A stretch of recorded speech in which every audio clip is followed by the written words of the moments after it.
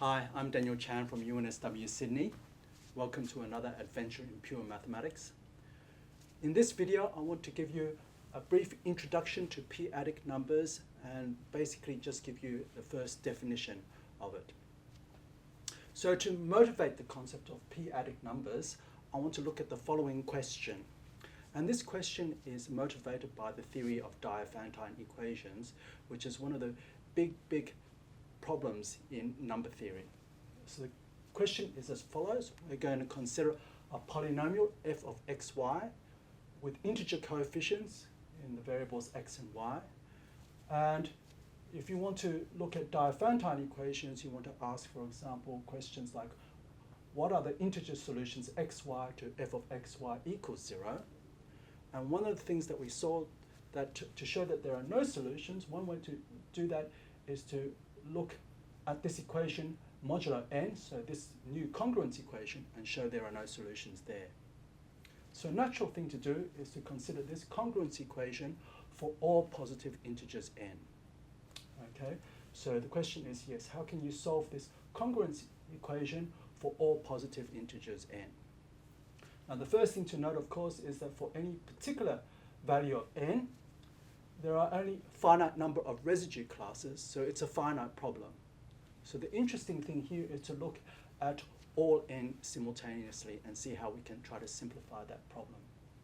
And the first reduction corresponds to a phenomena that we find in number theory called the local nature of the solutions. And the easiest way to explain that is through a simple example.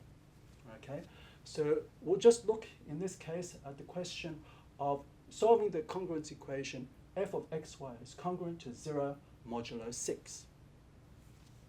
Now the first thing to notice, and this is a very important observation, is if you have integers which solve this congruence equation, so this is congruent to 0 modulo 6, then this number also has to be congruent to 0 modulo 3 and modulo 2.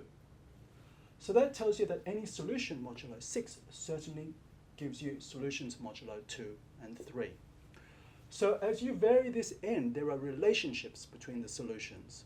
And that's going to be very important if you want to try to simplify solving this infinite set of congruence equations. So to improve this observation, what we need is something called the Chinese remainder theorem, which hopefully you all already know. And in this case, it's very easy to describe. In this case, the ring of residue classes modulo 6, Z mod 6, can be written as a product of two rings. So this is just isomorphic to Z mod 3 cross Z mod 2.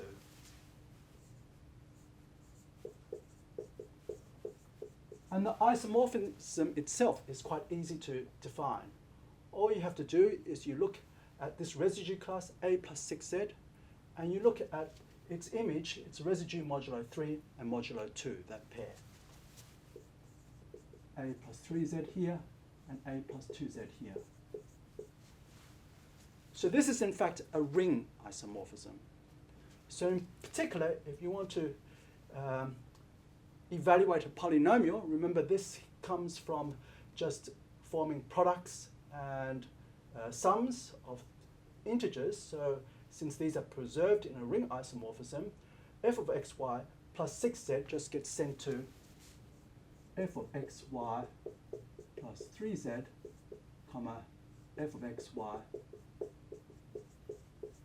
plus 2z. Okay, so what does this tell us? Okay, this actually tells us a lot about the relationship between solutions modulo 6 and solutions modulo 3 and 2. And remember, we know that if we have a solution modulo 6, we have solutions modulo 3 and 2. But also, if we have a solution which is a solution modulo 3 and a solution modulo 2, then these two are 0. So since this is an isomorphism, this also has to be 0, so you get a solution modulo 6. In fact, you can say a little bit more, and this is the nice thing. If you have a solution which is a solution modulo 3, so you have a pair xy, which is a solution modulo 3, and you have another solution, which is a solution modulo 2, using this isomorphism, you can go back, and in fact there's an explicit way to go back. You can go back and build a solution modulo 6, and since we know that will be a solution modulo 3 and 2, it's also a solution modulo 6. So actually the nice thing is that to solve this congruence equation here, modulo 6, it suffices just to solve this congruence equation modulo 3 and modulo 2. Okay, these two problems are exactly the same. So what we see here is that this congruence equation is essentially nothing new. If you know this Chinese remainder theorem, it's nothing new from having solved this congruence equation modulo 2 and 3. Okay, so that was with the number 6, modulo 6. I hope you can see the generalization of this to an arbitrary n. For arbitrary n, you can prime factorize. And that means that if you want to solve this for all positive integers n, actually you don't have to do it for all positive integers n. So all you need to do is to solve the congruence equation f of xy is congruent to 0 modulo all prime powers. So p to the m, where p is prime and m is some positive integer. So that already reduces the number of congruence equations we have to something that's a lot simpler, just to those residue classes modulo prime powers. So you might be interested to know where the name local nature of solutions comes from. And to a certain extent, this comes with some analogies with a geometric situation. And that is the subject of another video. But one way to think about the idea of a local nature of solutions is, for example, if you want to define a function, how do you do it? At each point, you give its value. For each input value, you say its output value. Okay, so it's local in that sense that you just have to look at each input value separately.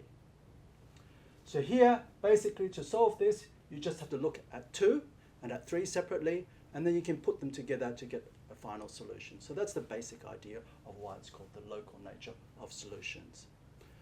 So, of course, the next thing to do now is just to study these congruence equations, modulo prime powers. Okay, so let's look at the question of solving a congruence equation modulo some prime power.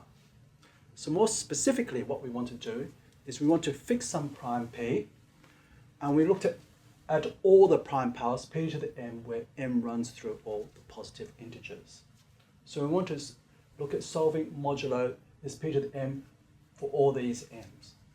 And the easiest way to see what's going on is just to look at a simple example. So in this case, our polynomial will just have one variable x, and we just want to look at solving 2x minus 1 is congruent to 0 modulo 3 to the m for all the various positive integers m. Of course, you can rewrite this as 2x is congruent to 1. So essentially, you're just looking at an inverse to 2 modulo 3 to the m.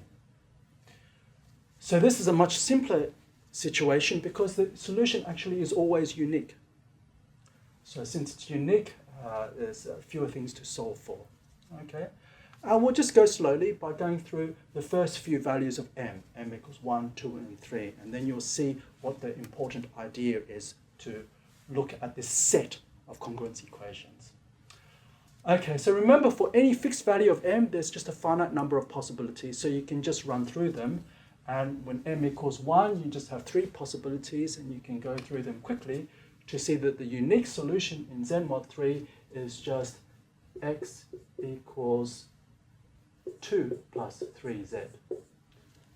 So if you put this into here, 2 times 2 is 4, 4 minus 1 is 3, which is congruent to 0 modulo 3. And that gives your solution. And to find out, you just have to check 0 plus 3z, 1 plus 3z, and 2 plus 3z, and you'll see very quickly that that's the only solution. Now, when you move on to m equals 2, now you're looking at residue classes modulo 3 squared, which is 9. And to do that, you can do the same thing. You can just look at all those 9 residue classes and work out what is the answer. But if you're a little bit more intelligent, you can use the fact that, well, if you've already solved this equation for m equals 1, that will tell you something about the solutions for m equals 2. And the reason why is that if you have a solution modulo 3 squared, that has to give you a solution modulo 3. So that's the m equals 1 case. So the only residue classes that you need to check are those that reduce to 2 mod 3. And which are the residue classes mod 9, which reduce to 2 mod 3? Well, of course, 2 plus 9z is a possibility, but you can also add multiples of 3 to it. So you can add 3 to give you 5 plus 9z, and 3 to this to give you 8 plus 9z. And so instead of looking at 9 residue classes, you only have to look at these 3. And now we just check these 3 to see what happens. So 2 times 2 equals 4, minus 1 is 3. That doesn't give you 0 mod 9. 2 times 5 is 10. And of course, that's congruent to 1 mod 9. So this is the correct answer. And you can simply check that this is the wrong answer. Okay, so that's the one you want. And now similarly for m equals 3, you can do the same thing. And what you'll find is actually there are only 3 possibilities, because the solution here has to reduce to a solution here. So of course you have 5 plus 27z is a possibility. But you can also add 9 to this, 14 plus 27z. And the last one is to add 9 to this, which is 23 plus 27z. If you double this, you get 10, which is not congruent to 1 mod 27. If you double this, you get 46, which is also not congruent to 1 mod 27. But if you double this, you get 28, and that's the correct answer. Okay. Of course, you can see the pattern of what's going on, I hope, when you go down this list. Each time you kind of pick the middle one. And so actually, in this case, you can just follow the pattern and work out what it is. Let me just give you the solution, and you can check quite easily that this is the correct answer. Here, the pattern is x equals just half of 3 to the m plus 1. That's the residue class, not 3 to the m. Okay, so in this simple example here, it's very, very easy to solve this. And this is one of the ways you can make use of the different congruence equations to simplify solving higher ones for larger values of m. Okay, so this example hopefully will motivate the definition of a P-Adic number. So the idea here is that you want a system of compatible solutions. You start with a solution m equals 1, and then you want something here which is compatible with that one. And this one has to be compatible with this one, and so forth. Okay, so let's go to the definition now. Okay, so we fixed our prime number p. We denote the ring of P-Adic integers with z hat p, and it's going to be a subring of this infinite product of rings. So what's the infinite product of rings? You have z mod p, equals z mod p squared, equals z mod p cubed, and so forth. Okay, so what's the subring? And so firstly, what's an element of here look like? So it's just a sequence, a1, a2, and so forth. a1 will be some residue class mod p, a2 some residue class mod p squared, so like these numbers here, and so forth. And which ones do we want? We want compatibility. So compatibility means that any m plus first term, when you look at it modulo p to the m, so this is a residue class mod p to the m plus 1, when you look at it modulo p to the m, it's the same as the previous term, am. Okay, so it's only those sequences which satisfy this condition. It's quite easy to check that this is actually a subring of this infinite product, so you actually get a rather interesting ring here. Okay, so let's look at some simple examples of elements inside this ring of P-Adic integers. Okay, so the first one is, of course, this set of compatible solutions that I have here. Okay, so if you want to look in z hat 3, the ring of 3 adic integers, you have the sequence 2 plus 3z, and the next one 5 plus 9z, and the next one 14 plus 27z, and so forth. A very, very important example is the following one here. You just look at a sequence, so this is for any prime number p, and you fix an integer a, and basically you just look at the residue class of a in every slot. And of course, this condition is easy to check. If you look at this, for example, modulo not p squared, but modulo p, of course you just get this. If you look at this, modulo p squared as opposed to p cubed, you get this, and so on down the track. Okay. But this is rather interesting. Result means that for any integer, you can send it to this P-Adic integer. And so that gives you a map from Z to this ring of P-Adic integers. And in fact, you can check it's a ring homomorphism. And that's a very important fact for us, actually. Okay, so this ring is intimately related to the integers. So remember when I motivated this topic, I said that we're interested in looking at Diophantine equations and solving congruence equations and also equations with integer solutions. And to a certain extent, this map is the relationship between the two. So you get a ring homomorphism from Z to the ring of P-Adic integers, and a little bit more thought actually shows that it's an injective map. So you don't lose any information, so to speak, when you inject from here to here, at least to a certain extent. So this gives you another important example of P-Adic integers. Okay, so I hope it's clear now what was the point of introducing this ring Z hat P of P-Adic integers. It's the following. If you want to solve a congruence equation like f of xy is congruent to 0 mod p to the m for all positive integers m, one of the things you want to do is you want to look at compatible solutions. And such compatible solutions to this set of congruence equations corresponds to solving this f of xy equals 0 inside this ring, the ring of P-Adic integers Z hat P. So if you've gone from a set of congruence equations, an infinite set of congruence equations, to a single equation here. Of course, this equation is in a much more complicated ring, Z hat P, but you've reduced this to a single thing. Just one further remark. To make sense of this, how do you make sense of this? Remember, this is a polynomial with integer coefficients. So remember here, we said that every integer does actually give you a P-Adic integer.